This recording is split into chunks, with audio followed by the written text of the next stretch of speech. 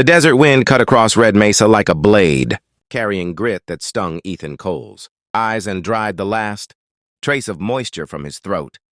His wrists were bound with rawhide, the rope rough against skin already scraped from the struggle that had led him here.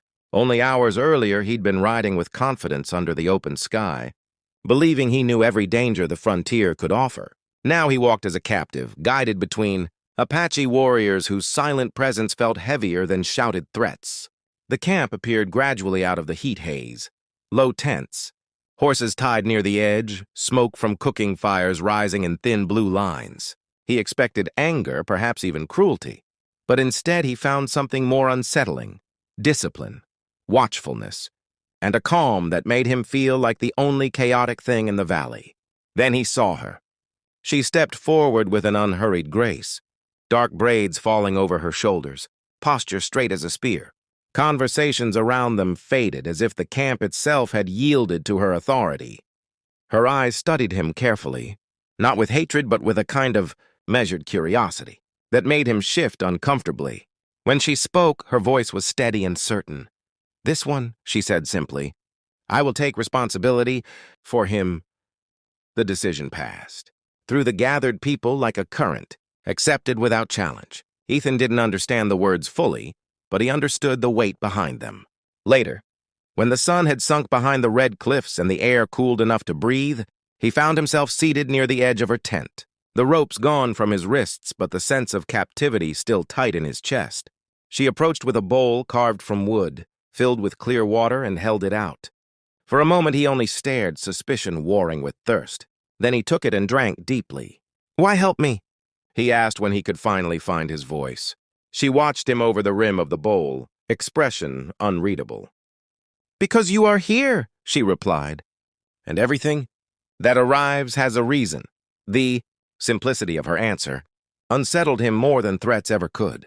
Around them, the camp moved in quiet rhythms, children laughing softly, elders speaking in low tones, the crackle of fires blending with the whisper of the night wind.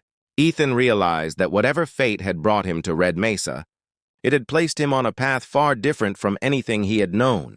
And as he sat there under a sky filling with unfamiliar stars, he could no longer tell where fear ended and something far more dangerous began: curiosity.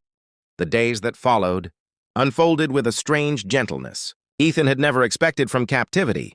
He woke each morning to the sound of wind moving through the tents and the distant nickering of horses, and each night he found himself more confused than afraid. Ayanna kept her distance in public, yet her presence seemed to guide everything around him. She showed him where to fetch water from the spring, how to grind dried corn between stones, and how to move through the camp without drawing offense. She did not speak much while teaching, but when she did, every word felt deliberate, as if she believed silence was more powerful than noise. Ethan, who had grown used to loud saloons and rowdy trail camps, began to notice how the quiet here allowed him to hear his own thoughts more clearly. And he didn't always like what he heard. He saw now how little he understood about the people he had once been taught to fear. Children ran freely without suspicion of him. Elders offered him nods of acknowledgement. Even the warriors who had captured him treated him with a distant but unmistakable respect, as though Ayanna's choice had altered his standing among them. One evening, the sky painted in shades of amber and violet, Ayanna sat beside the small fire where Ethan worked a piece of cedar with the knife she had gifted him. The scent of fresh wood filled the air between them. She watched his hands for a long moment before speaking. "You could leave if you wished," she said quietly, as if testing the thought. Ethan looked up, surprised by the honesty. "I think about it," he admitted. "More than I should." She nodded once, accepting this without judgment. "Yet you remain." He considered her words, feeling their truth settle heavily in his chest. He had no clear answer, only a sense that something within him was shifting, loosening from the life he had always known.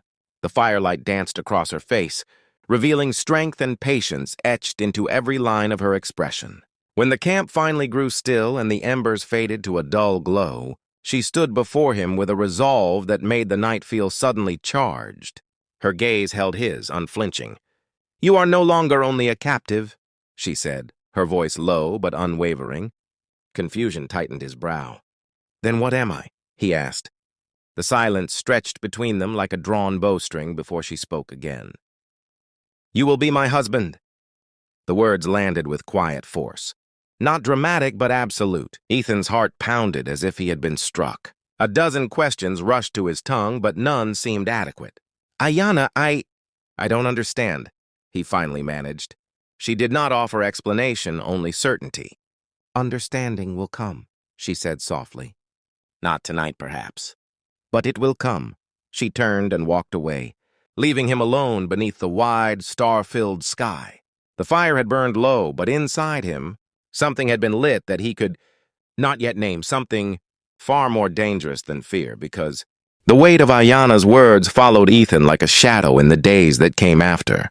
He tried to bury himself in routine, helping with the horses, hauling water, repairing torn leather, anything that would quiet the storm in his mind. Yet every task seemed to circle back to the same question. What did it mean to belong to someone, especially when that belonging had begun in chains? The camp moved around him with steady continuity, as though nothing unusual had happened, and Ayanna treated him with the same composed respect as before. She did not repeat her declaration, did not press him for an answer, and that restraint unsettled him more than any demand might have. It left him alone with his thoughts, forced to confront the truth that his resistance was weakening not because he had been coerced, but because he had begun to care. The choice he avoided was placed before him sooner than he expected.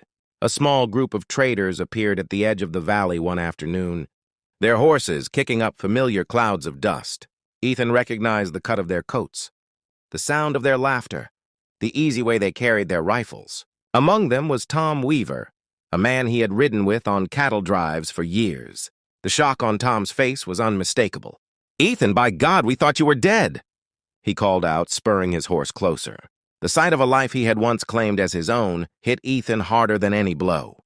Tom spoke quickly of routes back to town, of work waiting, of the chance to leave this place behind before trouble found him again. Freedom, offered openly and without complication, stood just a few steps away.